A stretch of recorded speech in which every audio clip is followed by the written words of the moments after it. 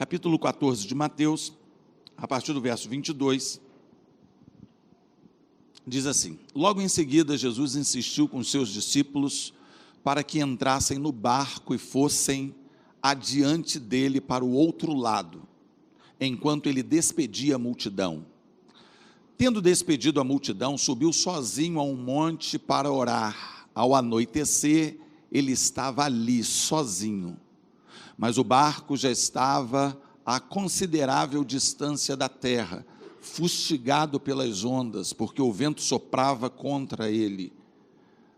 Alta madrugada, Jesus dirigiu-se a eles andando sobre o mar. Quando o viram andando sobre o mar, ficaram aterrorizados e disseram: é um fantasma, e gritaram de medo. Mas Jesus imediatamente lhes disse: coragem, sou eu, não tenham medo. Senhor, disse Pedro, se és tu, manda-me ir ao teu encontro por sobre as águas. Venha, respondeu ele. Então Pedro saiu do barco, andou sobre as águas e foi na direção de Jesus. Mas quando reparou no vento, ficou com medo e, começando a afundar, gritou: Senhor, salva-me. Imediatamente Jesus estendeu a mão e o segurou e disse: homem de pequena fé, por que você duvidou? Quando entraram no barco, o vento cessou. Então os que estavam no barco adoraram, dizendo: verdadeiramente tu és o Filho de Deus.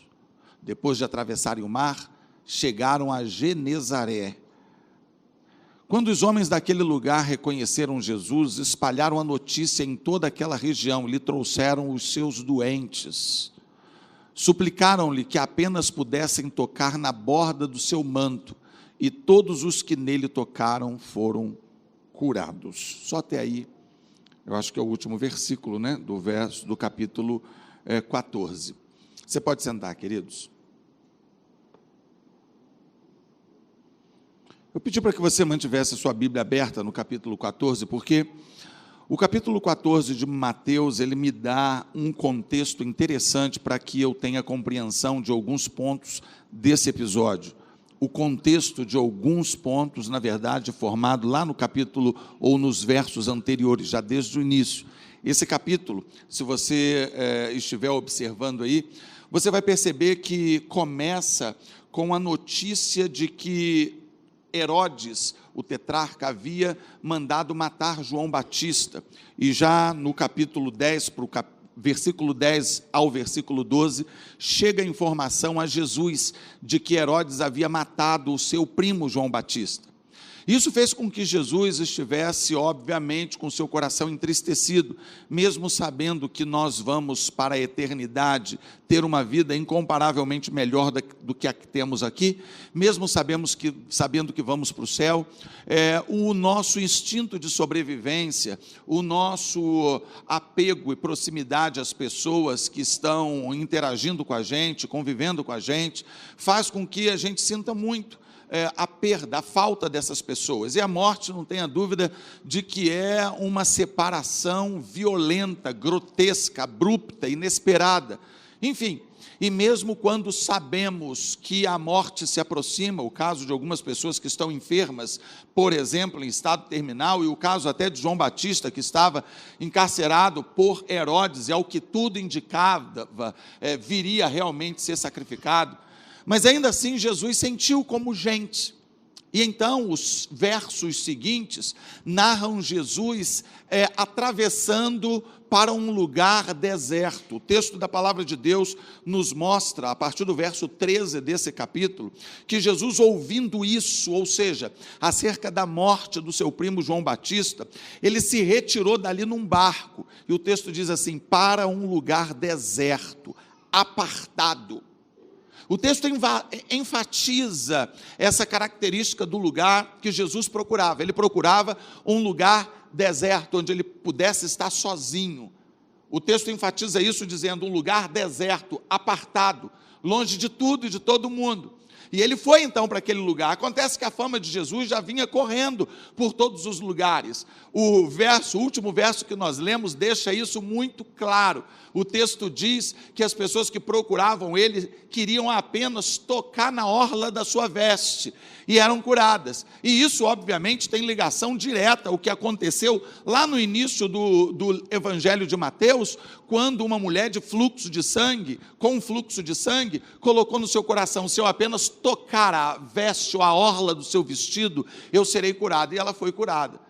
Quer dizer, as pessoas que queriam apenas tocar no manto de Jesus, elas não queriam tocar por acaso, elas queriam tocar porque elas com certeza tinham recebido essa notícia. A fama dele corria por todos os lugares. E Jesus então, quando ele vai para esse lugar sozinho, apartado, porque ele queria um tempo a sós com Deus, ele queria um momento de comunhão com Deus. Esse era o objetivo dele naquele momento. Ele, quando chega lá, as pessoas chegam antes dele, porque ele foi de barco, e algumas pessoas foram andando e provavelmente deram uma corridinha.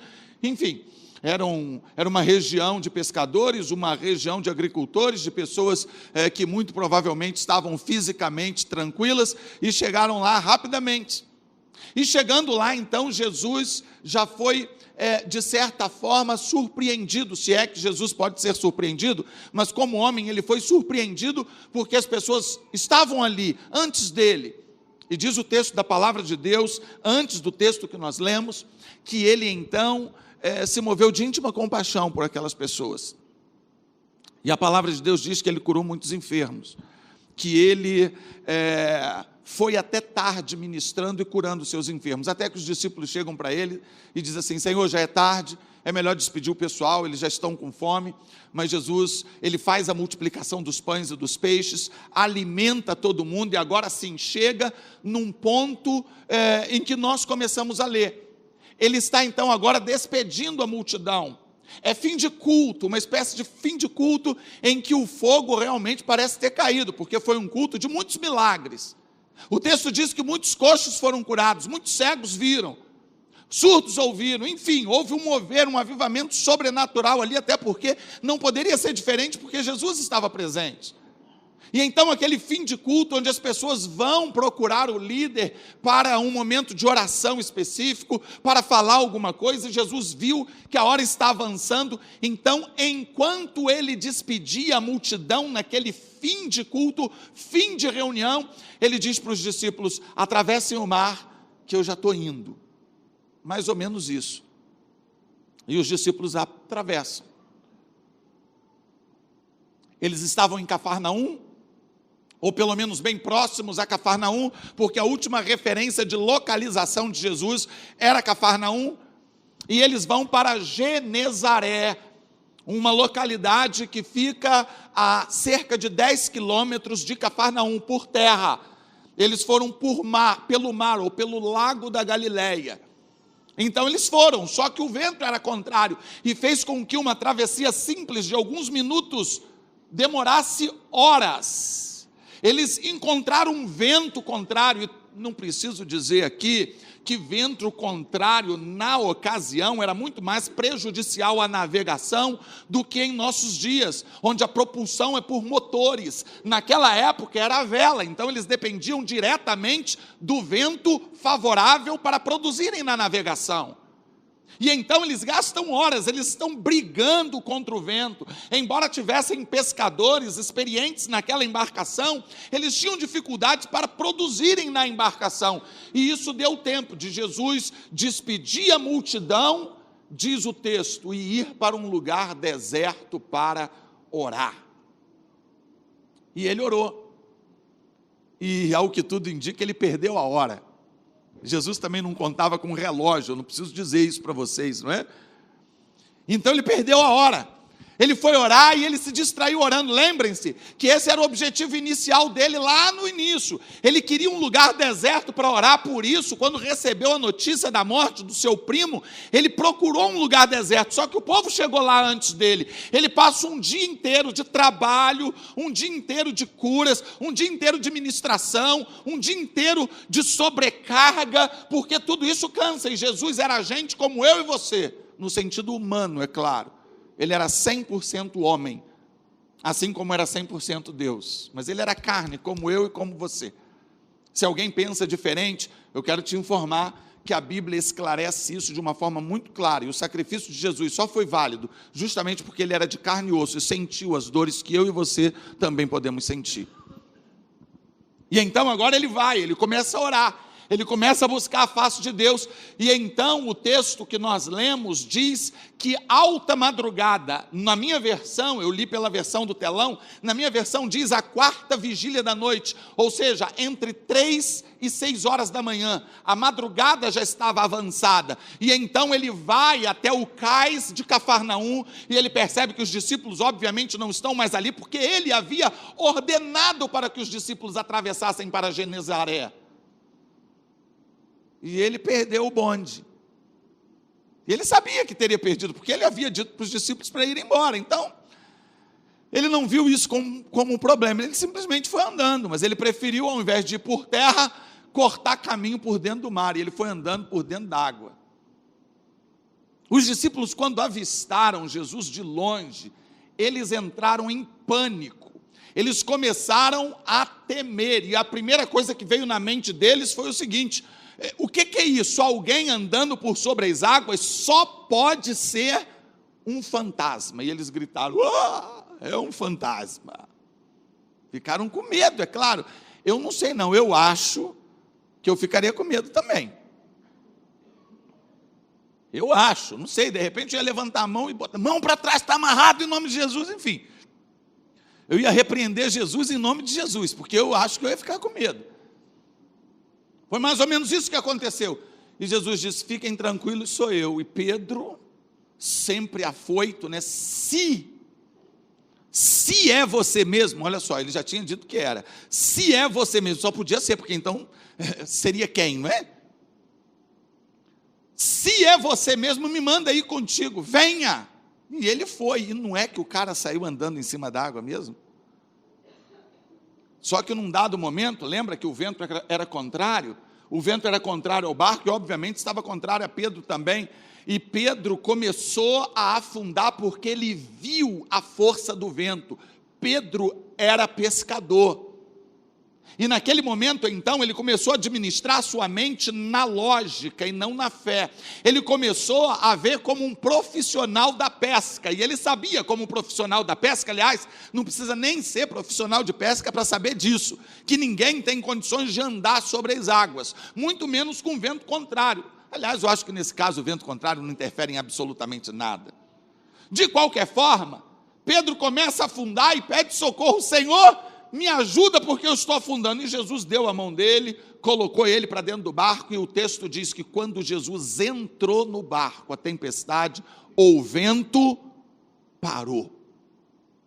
Eles chegam ao outro lado do lago, depois de todos os discípulos que estavam a bordo irem até ele e adorarem a ele, e ele chega do outro lado, e lá está o povo novamente esperando ele, porque a fama corria de uma forma fabulosa, e eles queriam pelo menos tocar nas suas vestes, e o texto diz que todos os que tocavam eram curados. Eu separei 3 lições nesse texto, para que nós possamos extrair para as nossas vidas determinados conceitos, determinados princípios que certamente irão nos edificar como crente, como gente, como igreja. O primeiro princípio, o primeiro conceito é que nós precisamos estar centrados em nosso foco. Ouça, nós precisamos estar centrados em nosso foco e não perder o alvo central, ainda que tenhamos coisas importantes a fazer. E a nossa vida é cheia de coisas importantes para fazer. Eu acredito que, com raríssimas exceções, as pessoas que estão aqui hoje, amanhã de manhã, terão coisas importantes para fazer.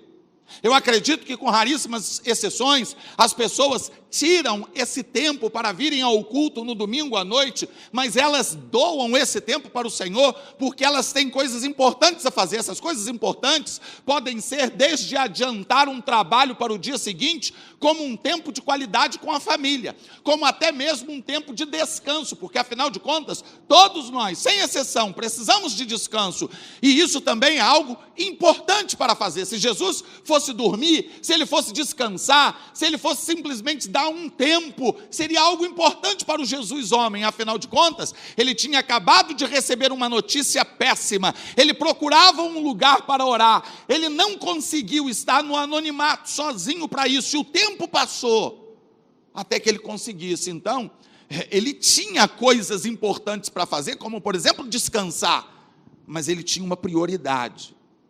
Ouça, os versos anteriores nos auxiliam na compreensão desse tópico. Do que tópico? Precisamos estar centrados em nosso foco e não perder o alvo central, ainda que tenhamos coisas importantes para fazer, e como eu disse, todos nós temos coisas importantes para fazer.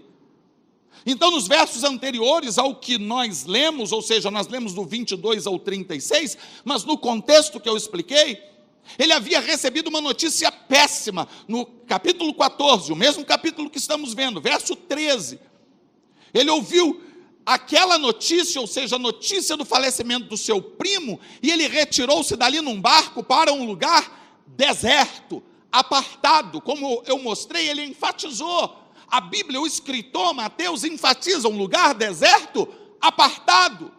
Ou seja, chega a ser redundante o termo. Se o lugar é deserto, é apartado. Se é apartado, é deserto. Mas o termo parece enfatizar que ele queria um lugar onde ele pudesse estar só, em contato com Deus, em oração. Mas depois disso, ele teve compaixão da multidão e curou seus enfermos, verso 14. E depois supriu o povo, multiplicando pães e peixes. E depois ele fez a refeição junto com o pessoal. Ele não multiplicou só e vazou, não. Ele não multiplicou só e andou para adiantar o seu lado, até porque ele tinha coisas importantes para fazer. Não, ele fez a refeição junto com o povo. E depois mandou os seus discípulos para outra banda do mar, enquanto ele despedia a multidão. É o que diz o texto da palavra de Deus. E então, ao invés de ir ao encontro dos discípulos para descansar, o texto diz, subiu ao monte para orar à parte. E chegada já a tarde, estava ali só. Entre o momento, amados, o que eu queria te mostrar é que entre o momento em que a Bíblia diz que ele queria um lugar deserto, apartado, para orar, e o momento em que ele efetivamente conseguiu o tempo para isso, ele fez muitas coisas, muitas situações, problemas, roubaram o foco, ou tentaram roubar o foco central dele, que naquele dia era estar a sós com Deus para orar. Jesus não tinha o foco principal naquela tarde, e início de noite, e madrugada. Ele não tinha como alvo principal curar enfermos. Ele não tinha como alvo principal multiplicar pães e peixes. Ele não tinha como alvo principal estar em comunhão com os irmãos num fim de culto. Não, tudo isso ele fez como consequência do seu ministério, porque ele precisava atender às demandas, às emergências, mas o seu alvo principal era ter um tempo para oração. O texto é claro, se nós pararmos para analisar, todo o contexto fica claro. Ele fez o que era urgente, ele fez o que era necessário, mas ele não esqueceu que ele tinha um alvo principal naquele dia, que era ter um tempo com Deus. E quando nós paramos para pensar que o que tomou o tempo dele foram coisas importantíssimas, foi o desenvolvimento do seu ministério, foi fazer aquilo para o qual ele veio fazer. Então nós ficamos surpresos, porque no conceito de Jesus, orar era mais importante até do que desenvolver o ministério. Ouça isso. Por quê? Porque um dependia do outro.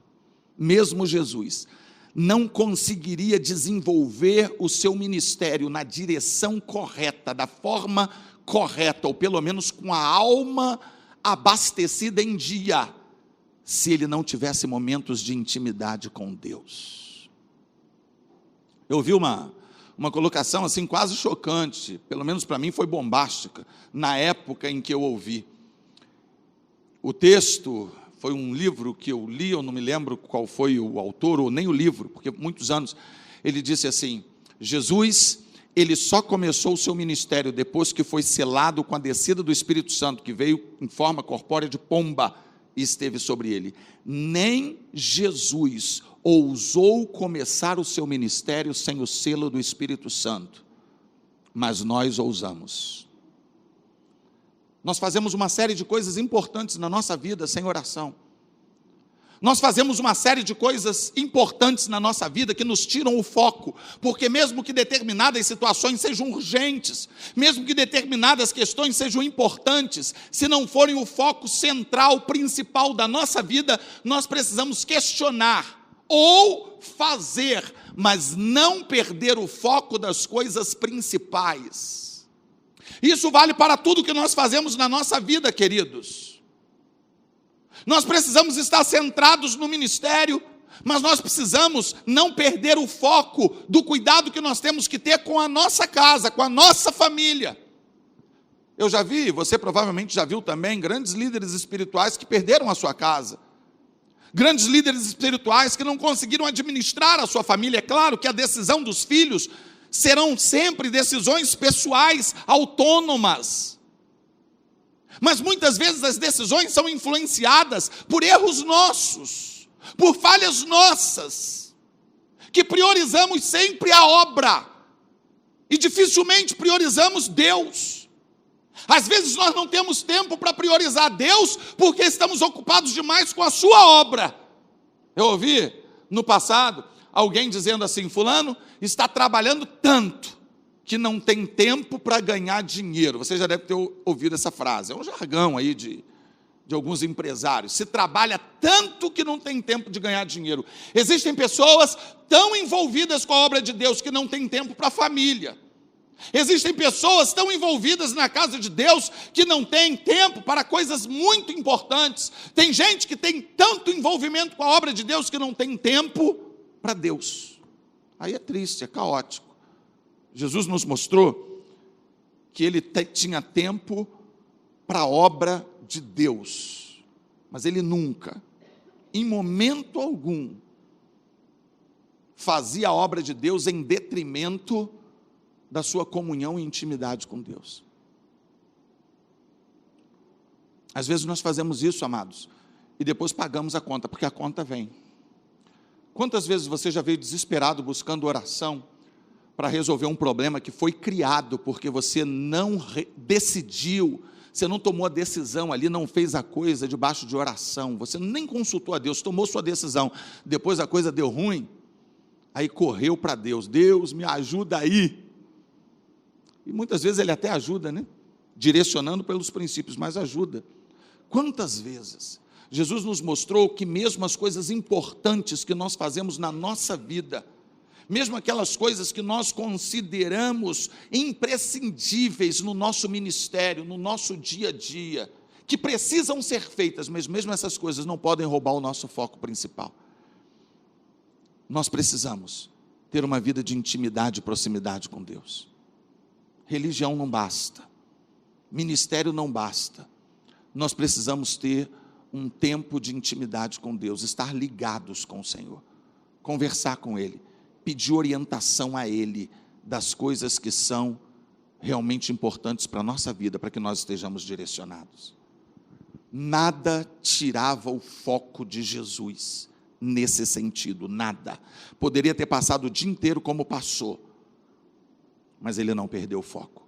O seu foco era o Pai.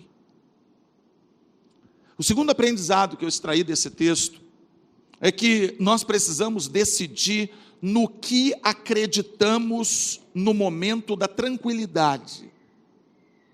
Ouça, nós precisamos decidir no que acreditamos no momento da tranquilidade. Vamos repetir? Eu vou falar e você vai repetir. Precisamos decidir no que acreditamos no momento de tranquilidade. Para que estejamos firmes na hora da tribulação.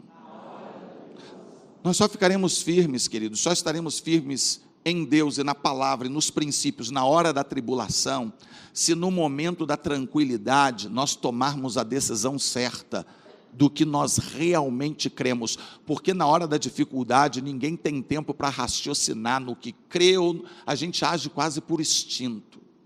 Vamos dar uma olhada no texto. Eu gostaria que você, a partir de agora, então, tentasse imaginar o episódio pelo ponto de vista dos discípulos.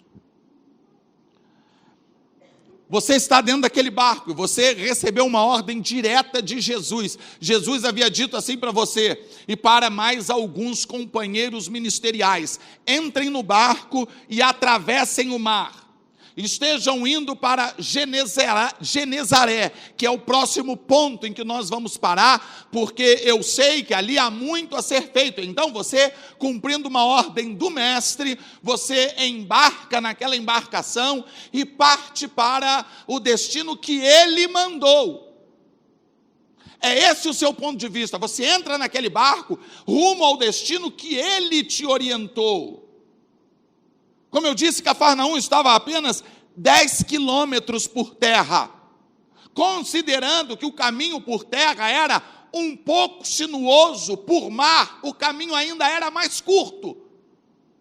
E então, um caminho que por terra eles poderiam levar 1 hora e um pouquinho, presumimos que 1 hora seria tempo suficiente para eles fazerem aquela travessia, se o vento fosse favorável. E você que está olhando o texto pelo ponto de vista dos discípulos, você que é um pescador, ou que pelo menos está na companhia de alguns pescadores que até pouquíssimo tempo eram profissionais da pesca, ou seja, viviam daquilo, você está tranquilo.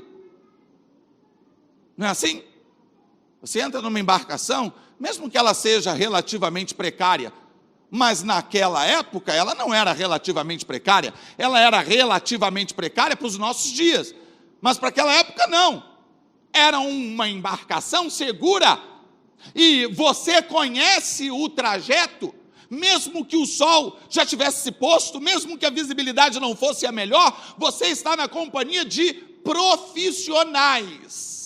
E nós confiamos mais em profissionais, ou pelo menos deveríamos, do que até em nós mesmos, em algumas circunstâncias, não é assim?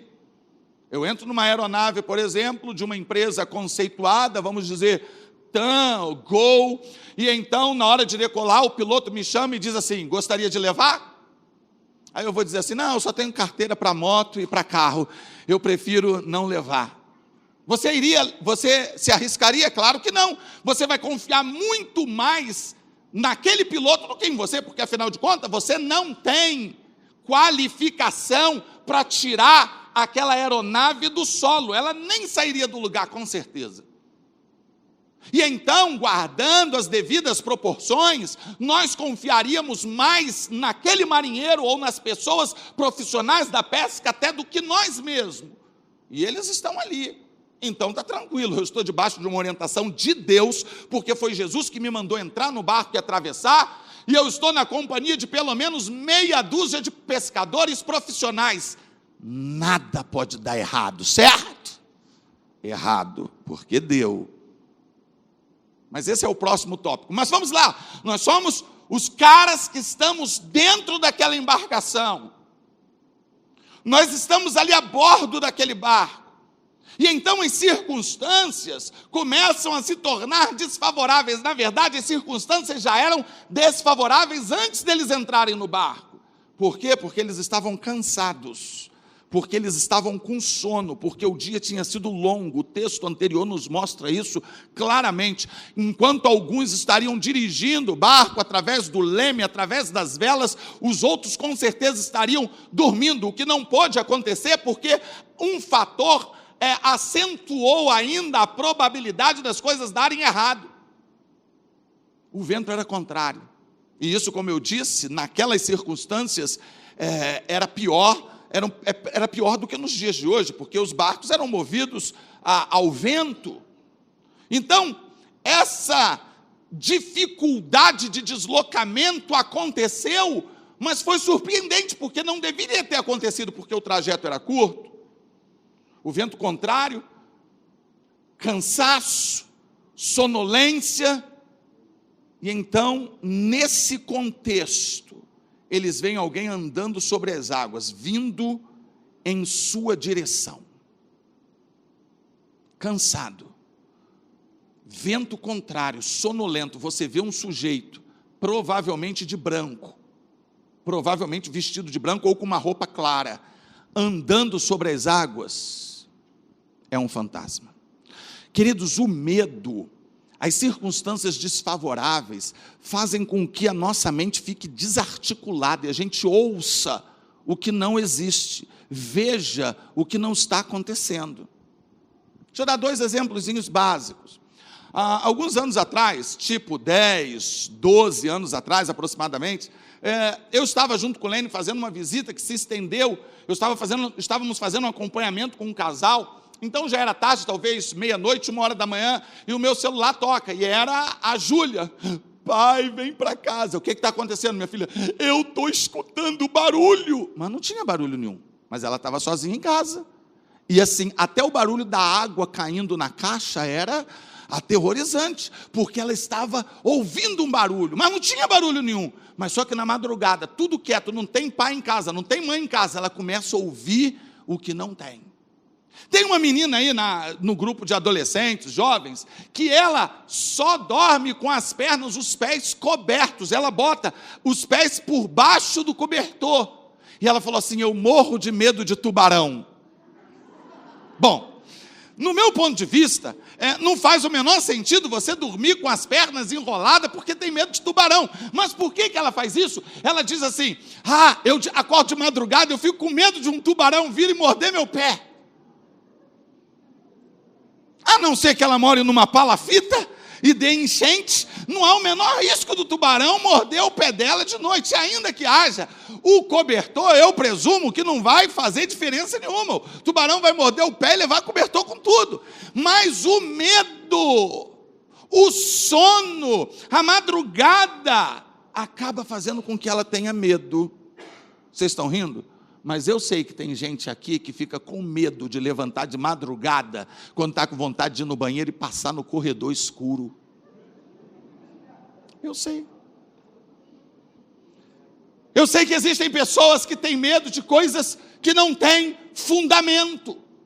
Porque o cansaço, o estresse, as circunstâncias desfavoráveis fazem com que a gente veja o que não existe, pensa o que não existe, o que não tem fundamento. E foi isso que aconteceu com os discípulos amados. Deixa eu perguntar algo para vocês.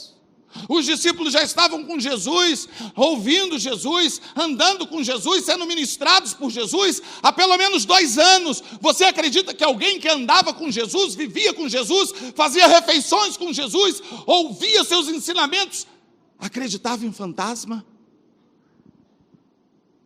Você acha que eles acreditavam em fantasma? Não, nenhum deles acreditava em fantasma. Mas então, como eles gritaram, é um fantasma? Porque as circunstâncias eram desfavoráveis e eles não haviam ainda cristalizado, sistematizado em suas mentes a sua teologia. Eles não tinham ainda sintetizado em suas mentes aquilo no que eles realmente criam. Enquanto estavam no momento de conforto e no momento de crise, eles não conseguiriam fazer isso. Todos nós passaremos por dias difíceis, não há como evitar isso. Só que nós precisamos, na tranquilidade, é na tranquilidade que nós devemos definir no que nós cremos, porque de cabeça fresca, com o nosso raciocínio, e a Bíblia nos convida a uma fé racional. É nesse momento de tranquilidade que temos que definir sobre a nossa fé. É com sobriedade que devemos estabelecer nossos princípios, porque no momento da luta nós não teremos tempo para pensar, tempo para raciocinar, mas teremos as coisas bem definidas na nossa mente, saberemos as respostas que poderemos e deveremos dar. Você entende isso? Esses dias alguém me questionou, conversou, que a pessoa com quem ela se relaciona, ela é uma pessoa muito racional, é um cientista, e então, em função disso, crê em determinado conceito espiritual. Eu disse, engraçado, eu creio no oposto, e exatamente pelo mesmo motivo, porque Jesus, através de Paulo, me convidou a uma fé racional. Então, como eu creio numa fé racional, e como eu vejo na Bíblia um livro histórico, o que Jesus fez, o que ele ensinou e que ninguém contestou, então, pela minha razão, eu sou impedido de crer em outra coisa, porque, queridos, eu acho o Evangelho algo absolutamente racional. Algumas pessoas hoje tentam advogar sobre o fato de que Jesus não ressuscitou, que isso é uma historinha, e eu acho isso um absurdo. Historicamente, essa seria uma fraude simples de se desvendar, de derrubar. A ressurreição de Jesus criou um problema absurdo para os romanos, para o Império Romano, desarticulou o Império, quando seria algo simples de se provar o contrário. Era só pegar o corpo dele e mostrar para todo mundo. Era só pegar os discípulos, torturarem até mostrar onde esconderam. Se é que foi isso, porque eles dizem, os soldados diziam assim, os discípulos dele vieram de madrugada enquanto nós dormíamos e roubou o corpo. Eu acho esse é o argumento mais imbecil da história. Se eles estavam dormindo, como poderiam dizer que foram os discípulos que roubaram? Enfim, eu acho a ressurreição de Cristo algo mais lógico, é muito mais difícil provar o contrário do que provar sobre a ressurreição. O Império Romano provaria isso rápido, fácil. Por que que eles não apresentaram o corpo de Cristo? Por que não foram na sepultura que eles sabiam onde estavam, porque os soldados estavam guardando e não apresentou o corpo? Por quê? Porque não havia corpo. Porque o corpo dele havia ressuscitado. E eu creio nisso. Por quê? Porque eu penso, porque a minha teologia está formada na minha cabeça e nada vai mudar isso. Eu me lembro que uma vez eu estava viajando com um pastor, e o pastor disse assim, ele disse brincando, tá? Só para te tranquilizar. Eu vinha dirigindo e ele perguntou assim, Sérgio, me diz uma coisa, se uma nave espacial pousasse aí nessa pista agora, cheio de luz, o que você faria? Eu olhei para a cara dele, aí perguntou, você fumou o que antes do culto? Aí ele riu, ele riu assim, aí ele falou, não, mas o que você faria? Eu falei, isso é absolutamente impossível de acontecer, não vai descer uma nave espacial aí, por que eu quero saber o que eu faria? Isso não vai acontecer. Ele é mesmo, isso não vai acontecer. Eu acho que ele estava com sono. Ele estava com sono. A gente às vezes fica pensando sobre o que vai acontecer, o que vamos fazer, porque nós não temos a nossa formação, nós não temos na nossa mente bem definido no que nós cremos. E, amados, é bom você definir no que você crê, para que as circunstâncias contrárias, quando vierem sobre sua vida, você está decidido, você ter as coisas definidas na sua mente, no seu coração, para que você não dê uma de discípulos de Cristo e diga, é um fantasma. É um fantasma. E existem circunstâncias na nossa vida que nos tentam, né? A pensar diferente. Existem pessoas que acreditam mesmo em determinados princípios teológicos, mas aqueles princípios teológicos ainda não entraram a nível de razão no coração e na mente dessas pessoas. E então, quando passam um aperto, elas não sabem o que fazer, começam a titubear. Elas pedem oração e ajuda em todos os lados. Elas pedem ajuda a todo mundo, porque não sabem exatamente no que estão firmadas. Eu gosto muito de uma palavra de uma irmã aqui da igreja, que teve o seu filho, depois de um acidente automobilístico, invalidado fisicamente, ele não pode andar, ele é paralítico. E na ocasião alguém falou assim para ela, eu vou te levar para ele fazer uma cirurgia espiritual, e eu sei que ele vai ser curado, porque eu levei alguém e melhorou muito. E ela disse, se Deus não curar o meu filho, o diabo é que eu não quero que cure. E acabou. Ela não cogitou aquela possibilidade, por quê? Porque ela tinha definido no seu coração as bases da fé, aquilo no que ela cria e acabou. Na hora da tranquilidade, ela estabeleceu a sua fé. E agora, na hora da crise, ela não precisaria titubear. Ela não precisaria ficar vendo fantasmas, vendo coisas que não existem. Quantas pessoas, quantos crentes preocupados com o que não existe. Quantos crentes atormentados por coisas que nunca vão acontecer. Quantos crentes desesperados por situações infundadas. Vendo fantasmas. Vendo coisas que não precisam ver. Porque não estabeleceram a sua fé no momento de paz e de tranquilidade. Não buscaram a Deus no momento da bonança e depois não tem gordura para queimar na hora da tribulação. Você entende? Você como crente precisa ter gordura para queimar na hora da tribulação. E amado, a tribulação vai vir. Quero te enganar não. A tribulação vai vir. Você pode não acreditar, mas que vai. E olha, o terceiro tópico que eu preparei foi exatamente em cima disso. Número 3. O terceiro princípio que eu extraí dessa palavra. O cumprimento das ordens de Jesus não nos garante tranquilidades e nem ventos favoráveis. Eu vou repetir. O cumprimento das ordens de Jesus não nos garante tranquilidade e ventos favoráveis. Ouça o que diz o texto. Foi Jesus quem mandou atravessar para outra banda. Ficou claro no texto. O texto que nós lemos diz, e ordenou Jesus. Outras versões dizem, insistiu Jesus para que eles atravessassem. Jesus mandou. Também foi Jesus que mandou Pedro andar sobre as águas. Mas no final do texto nós lemos que ele subiu no barco e o vento cessou. Olha que interessante, amados. O texto da palavra de Deus nos diz que Jesus mandou eles atravessarem. O texto da palavra de Deus diz que Jesus mandou Pedro andar sobre as águas. E tanto uma coisa quanto outra deu errado. Que história é essa? Como é que é isso?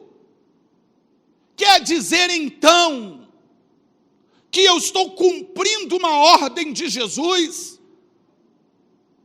Que eu saio para navegar para um determinado lugar? Quer dizer então que eu ando sobre as águas porque Ele me mandou e isso pode dar errado? Como assim? Eu estou cumprindo ordens. Eu estou no centro da vontade dEle. Eu vi essa semana, não sei se vocês chegaram a ver, um episódio assim, bem interessante. Um sujeito endemoniado numa igreja muito grande e com uma faca escondida aqui, que queria pegar o pastor. E o pastor dizia assim, solta ele, segurança. Quer dizer, eu não sei para que ele tem segurança se ele ia dizer em seguida o que ele disse. Ele diz, a minha vida está no altar, eu não tenho brecha na minha vida, solta ele, porque em mim ele não toca, em mim ele não dá facada.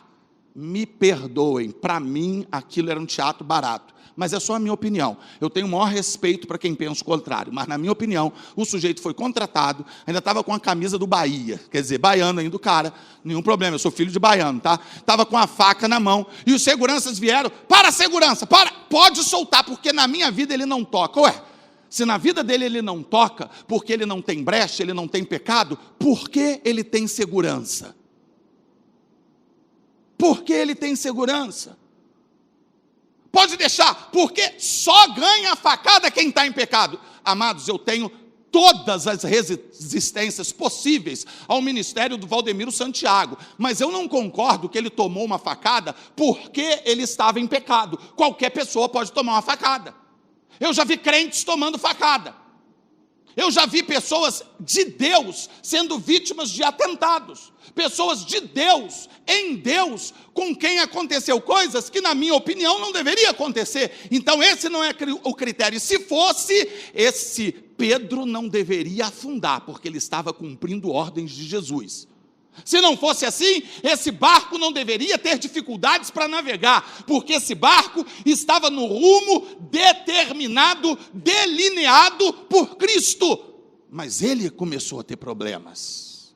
Aí no texto seguinte, lá adiante, diz assim, e quando Jesus subiu no barco, o vento cessou. Isso é um texto ótimo para a gente começar a argumentar e dizer assim, com Jesus no barco, tudo vai bem.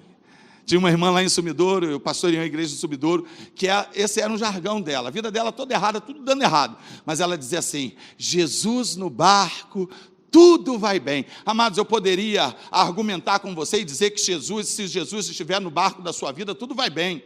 Que se Jesus estiver no barco da sua vida, não vai haver tempestade. Que se Jesus estiver no barco da sua vida, tudo vai funcionar. Que se Jesus estiver no barco da sua vida, tudo vai dar certo. Mas eu não tenho argumento teológico e bíblico para argumentar em cima disso.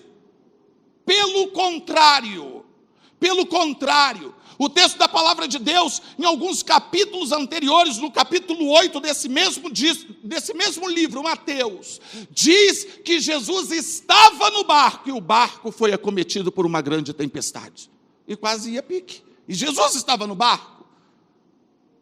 Então, a circunstância, Jesus queria ensinar coisas a esses discípulos, assim como ensinou no capítulo 8 outras lições.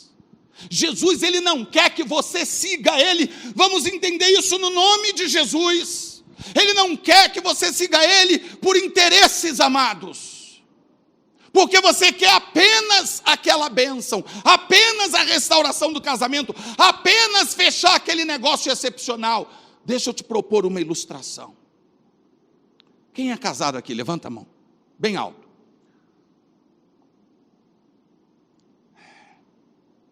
Vamos supor que você descobrisse, preste atenção, vamos supor que você descobrisse que o seu cônjuge casou com você porque queria te dar o golpe do baú.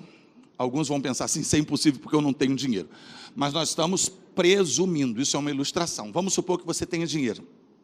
Tá, você tem dinheiro. Levanta a mão e diga: graças a Deus. Diga: você tem dinheiro. Levanta a mão e diga: você é profeta, pastor. Você está nadando no dinheiro. Você tem dinheiro que, gente, olha só, você tem dinheiro, tanto dinheiro, que você vai gastar do jeito que você quiser e nunca vai ficar pobre na vida. Diga amém. Aí você descobre que nesse contexto, teu marido ou a sua esposa casou contigo só por causa disso. Teu marido casou com você só pelo dinheiro, não gosta de você. Está nem aí. Se você morrer é um favor, porque vai ficar rico sozinho.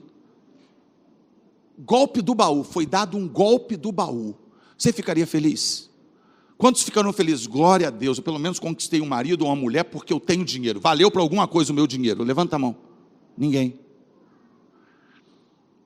Então ninguém ficaria feliz se o cônjuge se aproximou de você pelo que você tem, para tirar de você o que você tem. E por que alguns crentes acreditam que com Deus é diferente?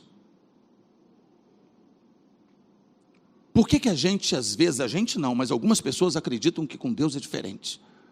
Existem pessoas, queridos, que está óbvio, está nítido, que só vão num templo religioso para pegar aquilo que interessa. Eles só vão em templos religiosos porque o próprio pastor, às vezes, estimula nisso. Venha, porque você que é pobre não vai ser mais. Você vai comprar um carro do ano. Venha que aquele imóvel vai ser comprado. Deus vai te prosperar. Venha porque Deus vai te dar. Venha porque... Fazem a propaganda, estimulam os crentes a darem um golpe do baú em Deus, como se Deus fosse tonto. Como se Ele não estivesse vendo isso. Como pode? Até um homem esperto sabe que uma mulher se aproxima dele por causa do que ele tem. Apesar de que tem homem que fica tonto, né? Quando se apaixona por mulher, ele dá até tudo, né? Tira o sapato para dar, para não dizer as calças. Enfim, mas Deus não é tonto. Ele está vendo, Ele conhece o nosso coração. Então não adianta nós pensarmos que se estivermos no centro da vontade de Deus, fazendo o que Ele mandou para fazer, cumprindo as ordens de Deus, tudo vai dar certo, porque não vai. Não é isso que eu vejo nesse texto. Não é isso. Jesus, em Mateus capítulo 5, verso 45, ele disse: o sol nasce para bons e maus, e a chuva cai para justos e injustos. Na tragédia do dia 11 de janeiro de 2011, existem crentes que perderam tudo, assim como o vizinho perdeu. Ou você queria que fosse diferente, a água entrasse na casa do seu vizinho e na sua ela parasse, fizesse um paredão igual na abertura do Mar Vermelho. Eu conheci famílias que perderam entes queridos ímpios e conheci famílias que perderam entes queridos crentes. A chuva caiu para todo mundo, o sol no dia seguinte brilhou para todos. Eu não posso garantir para você que tudo vai dar certo se você estiver no centro da vontade de Deus. Nós precisamos, como cristãos, compreender isso. Jesus disse: eu tenho vos dito isso para que em mim tenhais paz, ou seja, para não haver conflito quando acontecer. Ouça o que Jesus disse para que nós tivéssemos paz. Ele disse assim: no mundo tereis aflições, mas tem de bom ânimo, eu venci o mundo. João 16:33. No mundo tereis aflições, mas tem de bom ânimo, eu venci o mundo. Tem alguns cristãos que acrescentam, né, fazem um acréscimo aí nesse texto. Eu já ouvi um monte de crente falar assim, porque a Bíblia diz, Jesus disse: no mundo tereis aflições, mas tem de bom ânimo, eu venci o mundo e vós vencereis também. Amados, esse vós vencereis também não está no texto, em lugar nenhum. O texto para por aí: tem de bom ânimo, eu venci o mundo. Ele não disse em lugar nenhum, em hipótese alguma, de que nós não teremos aflições. Você vai passar por tribulação, não há como fugir disso. Se algum pastor, algum padre, algum bispo, algum apóstolo disser o contrário para você, eu uso apenas a palavra de Jesus, ou Jesus disse a verdade, ou esses homens disseram a verdade. Não interessa quem diga o contrário. Nós estamos num mundo onde há dor. Não há como ligar a televisão e ouvir notícias de que uma criança com 2 anos de idade foi vítima de uma bala perdida e ficar contente e dizer: glória a Deus, porque isso nunca acontecerá com os meus filhos. Não há como assistir uma notícia de alguém que foi baleado ou foi assassinado de uma forma covarde e achar: eu estou isento desse tipo de coisa, porque a Bíblia diz que eu estou com Deus, e se eu estou com Deus, nada disso vai me alcançar, porque isso não é verdade. Nós estamos em um mundo que a Bíblia diz que jaz no maligno. E não adianta a gente pensar que as coisas não são assim, porque são. Jesus disse: os pobres vocês sempre terão entre vocês. João 12:8. Os pobres vocês sempre terão entre vocês. Então o pastor pode chegar para você e dizer assim: venha para a minha igreja porque você vai prosperar. Venha para a minha igreja que você vai ter o carro do ano. E eles estão mentindo. Eles estão querendo pegar o que você tem no nome de Jesus. É isso que a Bíblia ensina. Pastores que pastoreiam a si próprio. Mas pastor, eles apresentam testemunhos de pessoas que foram para a igreja e prosperaram. Eu apresento também. Esse casal aqui, ó, Rômulo e Fernanda, em algumas ocasiões vinham para a igreja a pé, lá do Califórnia, porque não tinha dinheiro para passagem. Verdade? Dependiam de carona de irmãos para levarem de volta. E hoje é um empresário próspero. Deus prosperou ele. Bata palma para Jesus.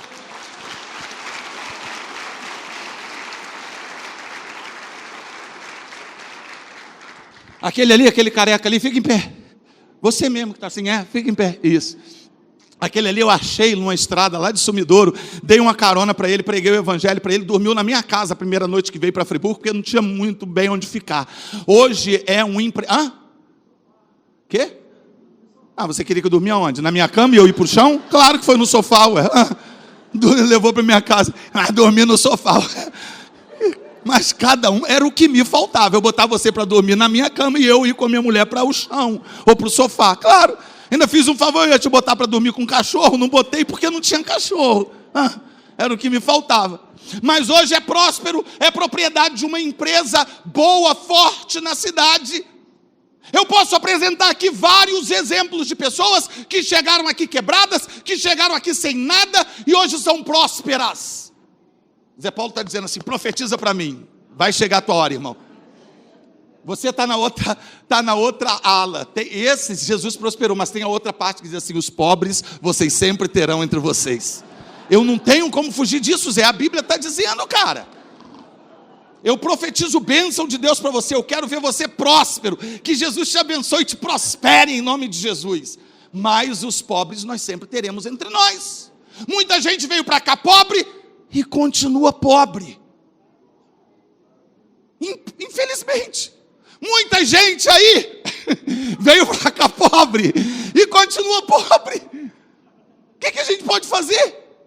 Porque o pobre você sempre terá entre vocês. Foi Jesus que falou isso, queridos. Eu não posso garantir que você nunca vai ter tribulação.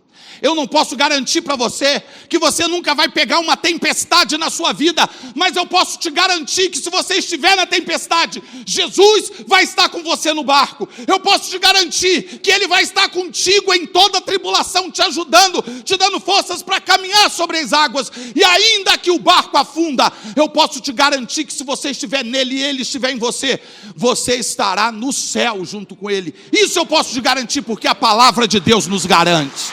Isso eu posso te garantir.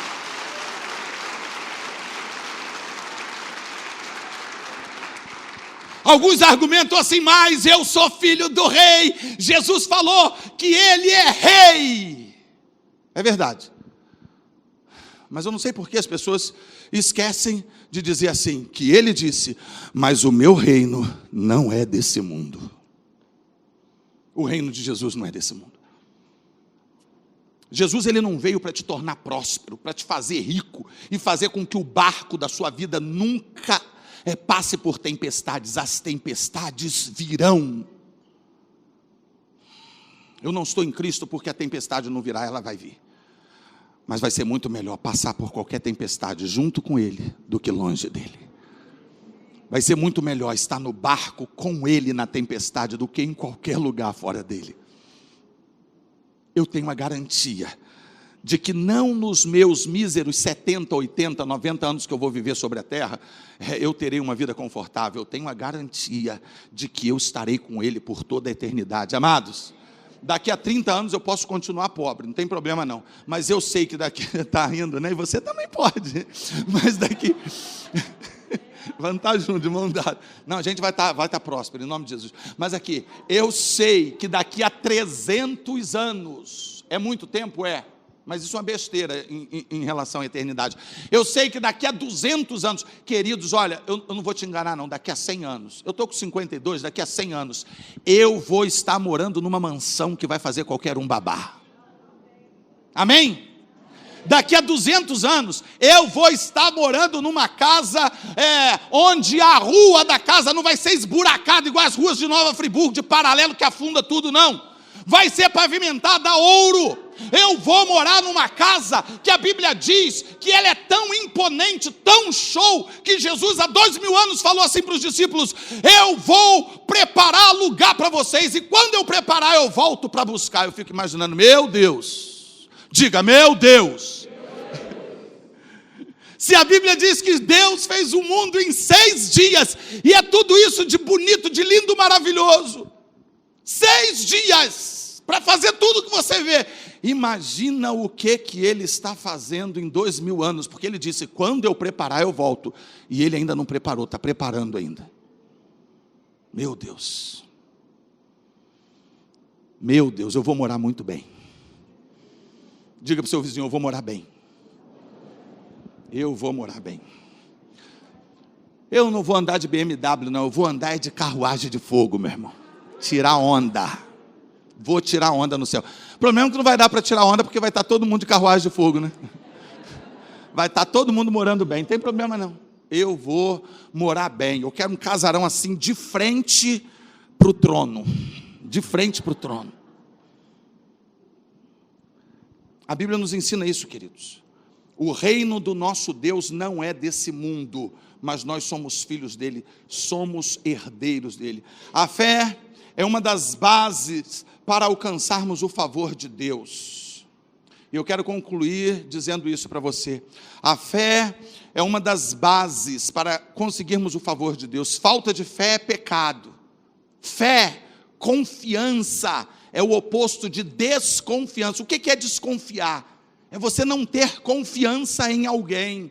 Pedro, então, ele estava em pecado quando começou a afundar, porque Jesus falou, venha, e ele foi. Quando ele começou a olhar as circunstâncias, os ventos contrários, e começou a afundar, ele teve medo, ele desconfiou da palavra de Jesus. Ele estava dizendo, ao afundar, o que na verdade estava acontecendo era o seguinte: no coração dele havia desconfiança, ele estava desconfiando da palavra de Jesus. É isso que nós muitas vezes fazemos, nós tornamos a palavra de Jesus sem crédito, sem confiança, quando somos incrédulos, quando não temos fé. Essa é a má notícia, né?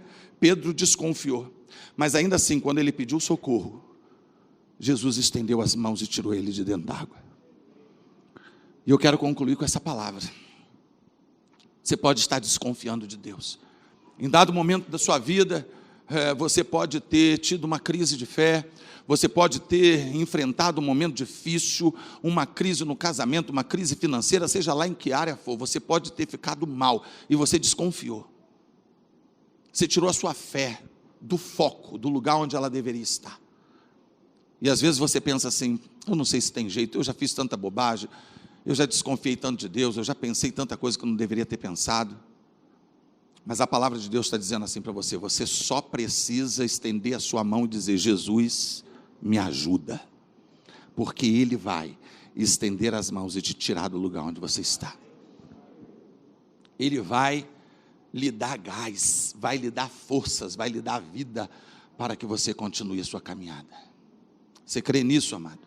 É isso que a palavra de Deus nos ensina. Eu não vou nem falar sobre o andar sobre as águas, sobre o episódio, porque isso daí todo mundo sabe que ele só fez porque ele é Deus mesmo, que isso daí é um milagre, é algo excepcional, sobrenatural, ou você crê ou não crê. Eu não tenho como argumentar fisicamente como que isso aconteceu, eu não tenho como argumentar pelas leis da gravidade, pelas leis terrenas, como isso aconteceu. Não, a única coisa que eu posso dizer é: quem fez as leis as submeteu a si mesmo, e ele saiu andando. Se ele quisesse sair andando no espaço, ele andaria também, porque ele é Deus. Mas o fato é, se você afundar, sejam lá quais forem as águas da emoção fracassada, as águas do aperto financeiro, sobretudo as águas da falta de paz, da angústia, ele disse: eu tenho dito isso para que vocês tenham paz. As tribulações vão vir, no mundo vocês vão ter aflições, mas tenham bom ânimo, porque eu venci o mundo. Ele venceu o mundo, e Ele está aqui para estender as mãos para você. Amém? Foi isso que eu vim falar para vocês hoje aqui. Fique em pé então, e vamos orar ao Senhor.